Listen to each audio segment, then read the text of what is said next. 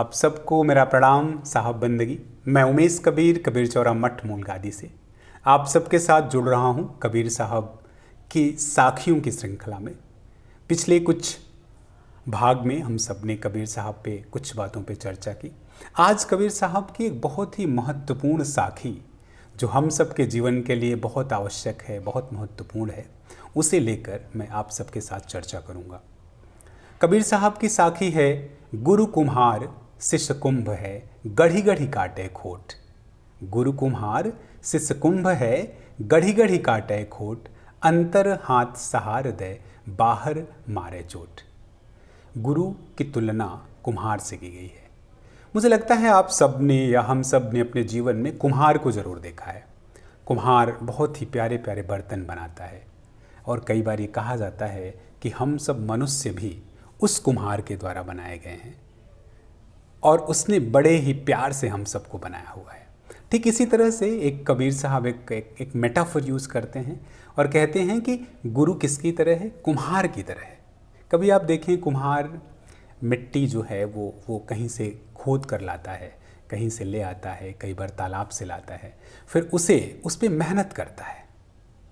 अब मिट्टी को वो पहले भुरभुरी बनाता है, उसे भुरभुरी बनाने के लिए उसे पीटता है, उस पर मेहनत करता है।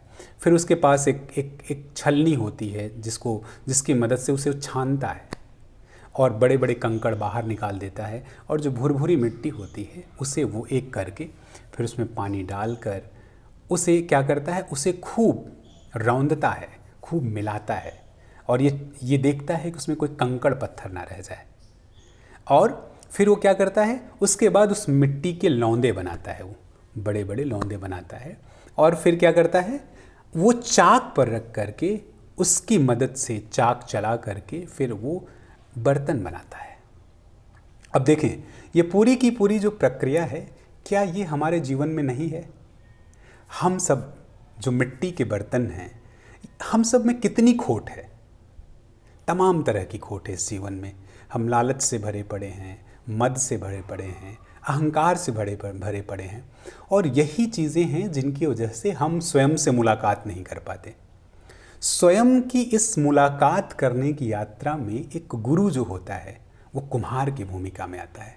जैसे कुम्हार एक बेकार पड़ी मिट्टी, कहीं जो सिर्फ मिट्टी है, उसका कोई उपयोग नहीं होता है, उसे उसके तमाम खोट निकाल कर, कंकड़ पत्थर निकाल कर, भुरभुरी बनाकर उसका एक सुंदर बर्तन बनाता है।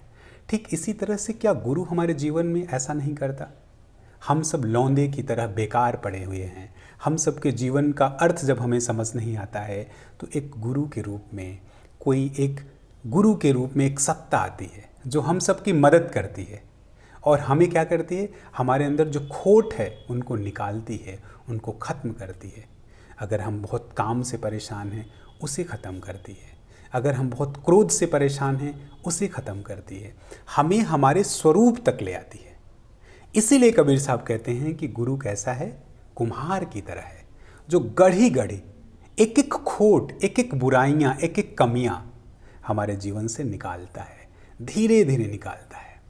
और उस निकालने के क्रम में कई बार हमें दुख भी होता है, क्योंकि हम तो इस बात को समझ नहीं पाते। कई बार हमारे गुरु, कई बार हमें जो राह दिखाने वाले हैं वो हमें डांटते हैं, समझाते हैं।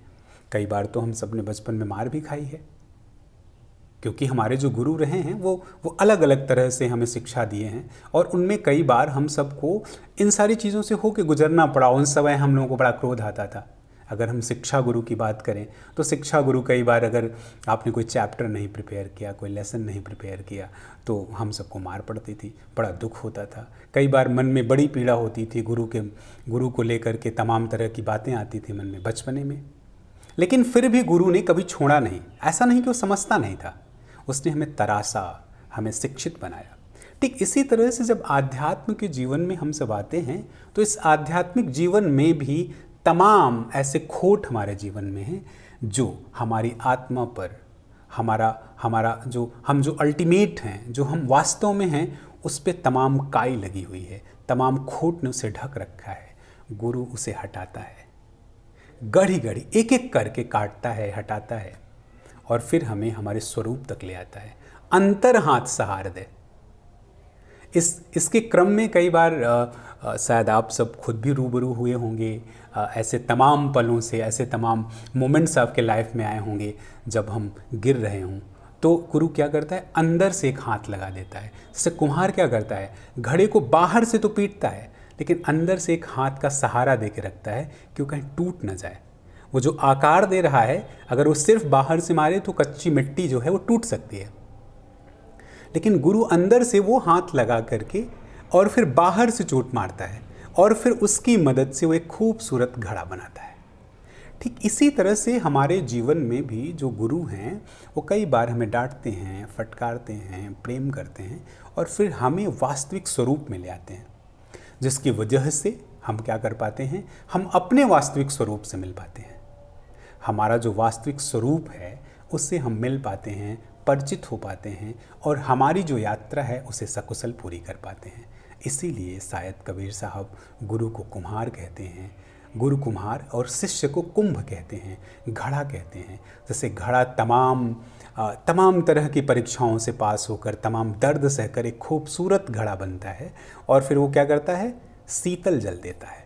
ठीक इसी तरह से जब गुरु के द्वारा दी गई चोट, गुरु के द्वारा दी गई फटकार, गुरु के द्वारा दिया गया प्यार, वो सब मिलकर हमारे जीवन को सुंदर एक सुंदर आयतन देता है और हम निखर कर जब आते हैं तो हमारा भी व्यक्तित्व कुछ वैसा ही होता है। हम भी जब किसी से बात करते हैं, हम भी जब किसी से मिलते हैं तो एक पॉजिटिविटी के साथ मिलते हैं, एक सकारात्मकता के साथ मिलते हैं और फिर हम भी क्या करते हैं, एक सकारात्मक ऊर्जा देते हैं। इसीलिए कबीर साहब कहते हैं कि गुरु कुम्हार की तरह है जो प्यार भी करता है, पीटता भी है, और शिष्य को इस बात को ध्यान रखना चाहिए। तो हम अपने जीवन में इस बात को समझें कि हमारे जीवन में अगर इस तरह के कोई पल आते हैं जब हमारे गुरुओं से हमें किसी तरह की डांट फटकार पड़ती है तो हमें निश्चित ये समझना चाहिए कि वो हमें तराश रहा है और वो जब हमें तराश देगा तो हम भी घड़े की तरह खूबसूरत हो जाएंगे और इस समाज के लिए उपयोगी हो जाएंगे और खुद के लिए भी उपयोगी हो जाएंगे, अपनी खुद की यात्रा पे निकल पड़ेंगे। तो आज कबीर साहब की इसी साखी के साथ इस पाठशाला में आप सबको मैं धन्यवाद देता हूँ। अगली बार फिर हम जुड़ेंगे कुछ और एक कबीर साहब की साखी लेकर के और उस पर चर्चा करेंगे। जी धन्यवाद।